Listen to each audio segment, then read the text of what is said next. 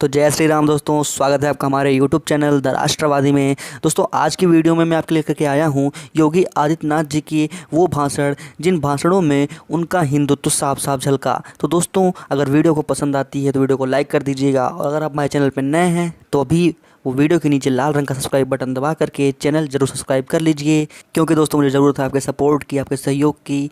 तो सभी हिंदू भाई एक साथ वो लाल रंग का सब्सक्राइब बटन दबा करके चैनल सब्सक्राइब कर लीजिए। और दोस्तों ये रही पहली वीडियो जिसमें एक पत्रकार ने योगी जी से पूछा कि क्या आप जिस तरह राम मंदिर की पूजा में गए थे, क्या आप उसी तरह मस्जिद के शिलान्यास में जाएंगे? तो देखिए योगी जी ने क्या कहा। अगर सौहार्द कायम करने के लिए इसी अयोध्या की भूमि पर राम मंदिर का निर्माण होगा और इसी अयोध्या की भूमि पर दूसरे पक्ष की मस्जिद का निर्माण होगा, आप वहां जाएंगे? देखिए, अगर आप मुझसे एक मुख्यमंत्री के रूप में पूछेंगे तो मुझे किसी मत मजहब संप्रदाय से कोई परहेज नहीं। एक योगी के रूप में पूछेंगे तो कतई नहीं जाऊंगा।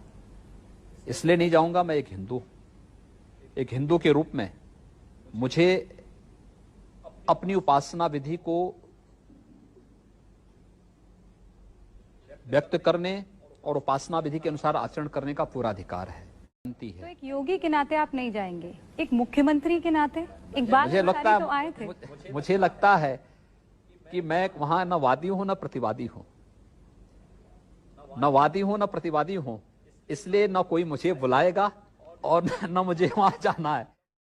तो दोस्तों बीच में एक ऐसा दौर आया था जब उत्तर प्रदेश की गलियों गलियों में से शांति दूत पाकिस्तान जिंदाबाद के नारे लगा रहे थे। तो देखिए योगी जी ने उसका क्या जवाब दिया था। हम कहना चाहते हैं जिन्हें पाकिस्तान प्यारा है वे पाकिस्तान में जाएं।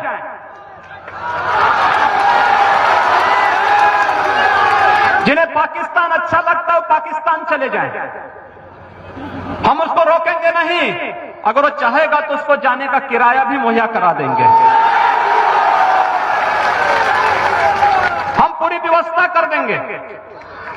लेकिन यह नहीं हो सकता है कि भारत के अंदर रह करके पर्व और त्योहार के नाम पर इस देश की संविधान की व्यवस्था को, देश के संवैधानिक व्यवस्था को कोई चुनौती देने का कार्य करेगा तो चेतावनी हमें स्वीकार्य नहीं।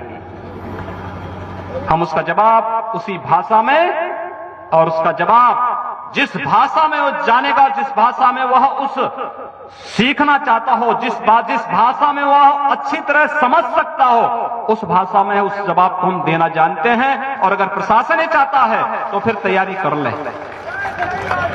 ये हमारे लिए बहुत कठिन नहीं, इस प्रकार के तत्वों पर नकेल कसना। एक झटके में सब काम ठीक हो जाएगा। दोस्तों अब बारी है इस वीडियो की जब योगी जी ने ओवैसी को रेला और उनके पीछे खड़े गार्ड भी सुनकर के हंस पड़े। सीखे अब कुछ करने की आवश्यकता है, अपनी ताकत का एहसास कराने की आवश्यकता है। कौन मौलाना हैदराबाद से बोलता है, कौन कहां से बोलता है, इसमें बहुत चिंता मत करिए, क्योंकि बकरे की अम्मा कब तक खैर मनाएगी आप देखते रहिए। बस बहुत दिन चलेगा नहीं ये। उन सबको मालूम है कि आने वाला समय और आने वाला दिशा क्या होने जा रही है। यह हिंदुत्व की सदी है, और हिंदुत्व की सदी केवल भारत की नहीं दुनिया की सदी होगी। पूरी दुनिया के अंदर हिंदुत्व का झंडा एक बार पुनः मजबूती के साथ भगवा झंडा दुनिया के अंदर कोने कोने में लहराएगा। उसके अनुसार एक बार पुरुषार्थ किए जाने की आवश्यकता है। हिंदू कभी निराशावादी नहीं हो सकता। तो दोस्तों भारत में अक्सर ऐसा होता है कि रमज़ान का महीना और दुर्गा पूजा लगभग एक ही महीने में पड़ जाते हैं।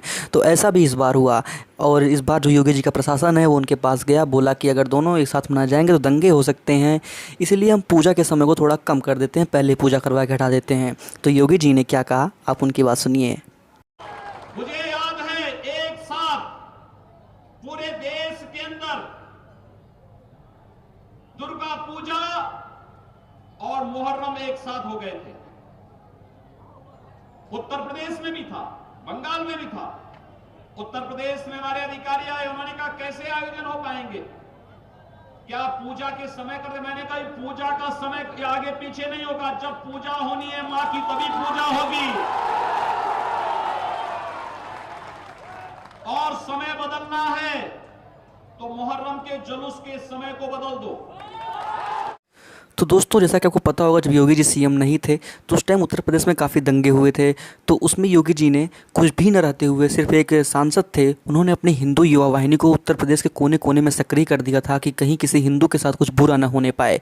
तो देखिए, जब पत्रकार ने उनसे पूछा कि क्या आपकी हिंदू युवा वाहिनी अब सरकार चलाएगी, तो देखिए योगी जी ने क्या कहा। कि शक्ति का संतुलन हम लोग पूर्वी उत्तर प्रदेश में कर रहे हैं और आवश्यकता पड़ेगी पश्चिमी उत्तर प्रदेश में वो संतुलन करेंगे, सबको सुरक्षा देंगे, लेकिन दंगाइयों को किसी भी स्थिति में बख्शेंगे नहीं। तो ये आप डरा रहे हैं। डरा नहीं रहा हूं मैं, डरा हम रहे लोगों ने हैं नियंत्रित किया है, बिना सत्ता के बल पे किया है और आगे भी करेंगे हम लोग। जिस ढंग से आप डरा ये रहे हैं पश्चिमी उत्तर प्रदेश के लोगों को, मैं डरा नहीं रहा हूं, उनको जागरूक कर रहा हूं कि जिस ढंग से पूर्वी उत्तर प्रदेश में गोरखपुर में आपकी हिंदू युवा वाहिनी जिस ढंग से काम गोरखपुर ही करती है, नहीं, हम लोगों ने आजमगढ़ को भी नियंत्रित किया है। अगर जरूरत पड़ी तो आजमगढ़ से सब लोग डरते थे, अब आजमगढ़ में हर व्यक्ति जा सकता है। अब आजमगढ़ में जाने में किसी को संकोच नहीं। और ये मान के चलिए, किसी ने किया तो हिंदू वाहिनी जैसे संगठनों ने किया है और आगे भी हम लोग करेंगे, रोकेंगे। एक भी उदाहरण आप नहीं दे सकते जहां पर किसी हिंदू संगठन ने दंगा किया हो या अपने स्तर पर कोई कानून अपने हाथों में लिया हो। लेकिन शक्ति का संतुलन बनाने की आवश्यकता है और वह शक्ति का संतुलन पूर्वी उत्तर प्रदेश में बना है, पश्चिमी उत्तर प्रदेश में भी बनाएंगे। तो दोस्तों, जो ये पत्रकार ने पूछा योगी जी से कि आप जो मुस्लिम नाम है जगहों के, उनको बदल क्यों रहे हैं, तो योगी जी ने क्या कहा, ये देखिए। मैं ये जानना चाहता हूं कि आपके दिल में हिंदू रहते हैं, ये तो आपको कहने की जरूरत नहीं है। आप एक पीठ के महंत हैं और आपकी पूरी विरासत है, लेकिन इस दिल में कहीं मुसलमानों के लिए भी थोड़ी जगह है, सबका विकास, सबका साथ के तहत। देखिए आप, हम लोग जब विकास कर रहे हैं तो विकास में फिर जाति मत मजहब कहां से आ जाता है? कहां से आया मैं बताता हूं। मैं आपको बताता हूं, सुन लीजिए कि गोरखपुर में अगर कोई मोहल्ला है, बाजार है, जिसका नाम था मियां बाजार, आपने उसको कर दिया माया बाजार, करवा दिया। अली नगर कोई था, उसको करवा दिया आर्य नगर। उर्दू बाजार को कर दिया हिंदी बाजार। अब दो दुकान वहां है, एक किसी रामलाल की है तो हिंदी बाजार है, एक सुलेमान की है तो उर्दू बाजार है। ये आपका गोरखपुर है जो आपने किया, इसलिए मैंने हमने पूछा तो कहा कि हमने किया है। नहीं, हुमायूंपुर को हमने हनुमानपुर कर दिया है, इस्लामपुर को ईश्वरपुर कर दिया है, और भी करेंगे अभी जी, और भी बदलेंगे। जो हमारे अनुकूल होगा हम वो काम करेंगे, जिससे हमारी पहचान होगी उसको हम करेंगे। और कोई जब इसको भी तो बोलिए। आप कहिए कि मेरे दिल में सिर्फ हिंदू बसते हैं और मैं सबका साथ सबका विकास नहीं, हिंदू का साथ हिंदू का विकास, फिर सबका हटा दीजिए। फिर ये विकास, ये तो नामकरण हुए हैं।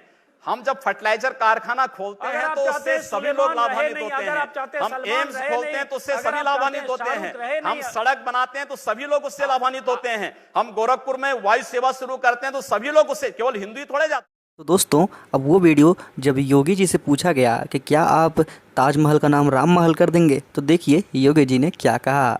अभी आपने कहा कि एम्स में सबका इलाज होगा, जाहिर होगा, वहां ऐसा कोई इंतजाम नहीं हो सकता। आखिर ये हम ही लोग तो करा रहे हैं, जाहिर है वहां ऐसा नहीं हो सकता कि दाढ़ी वाला देख के उसको कहीं और भेज दिया जाए, टीका वाला वही मैं कह रहा हूं ना, तो वहां भेदभाव कहां है? लेकिन फिर ये लड़ाई क्यों ऐसी है कि मियां बाजार का नाम माया बाजार या उर्दू बाजार का नाम हिंदी बाजार, अली नगर को आने, जिसका जो नाम है रहने दीजिए। क्यों रहने दे? नहीं, मैं जानना चाह रहा हूं, इसका तर्क मैं जानना चाह रहा हूं। क्यों रहने दे? हम जानना चाह रहा हूं इसका तर्क। कोई तर्क ये है कि यह देश पहले वह माया बाजार था, औरंगजेब के समय मियां बाजार हो गया। हमने कहा नहीं, इसको फिर से माया बाजार करो। इस्लामपुर नहीं था, पहले ईश्वरपुर था, इस्लामपुर जबरन कर दिया गया। हमने कहा फिर से ईश्वरपुर करो। तो ये जो हनुमानपुर था उसको हुमायूंपुर किया गया, फिर से हनुमानपुर किया गया। बहुत अच्छा, कोई बुरा नहीं किया।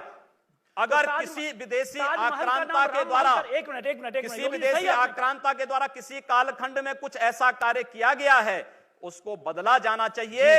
यह देश की सांस्कृतिक आजादी की लड़ाई भी है। सही बात है। तो आप ताजमहल का नाम राम महल कर सकते हैं। क्यों नहीं करेंगे?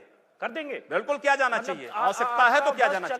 तो दोस्तों, अब वो वीडियो जब योगी जी ने शाहरुख खान को लपेट लिया, देखिए ये वीडियो। इस देश के अंदर वामपंथी विचारधारा के कुछ कथित लेखकों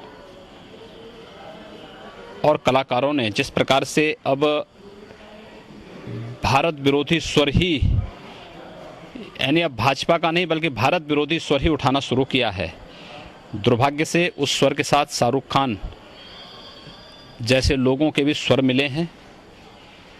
और ये पहली बार नहीं हो रहा है, इससे पहले भी इस प्रकार की हरकतें उनके द्वारा हुई हैं। शाहरुख खान को इस बात को याद रखना चाहिए कि अगर इस देश का बहुसंख्यक समाज उनकी फिल्मों का बहिष्कार कर देगा तो एक आम मुसलमान की तरह उनको भी सड़कों पे भटकना पड़ेगा। तो दोस्तों, पूरी वीडियो देखने के लिए आपका बहुत बहुत धन्यवाद। दोस्तों, अगर वीडियो को पसंद आई हो तो मेरा सहयोग ज़रूर करें, अभी चैनल को सब्सक्राइब कर लीजिए। दोस्तों, मिलता हूँ अगली वीडियो में कुछ ऐसी नई वीडियोज़ के साथ। तब तक के लिए अब अपना ख्याल रखना। जय श्री राम।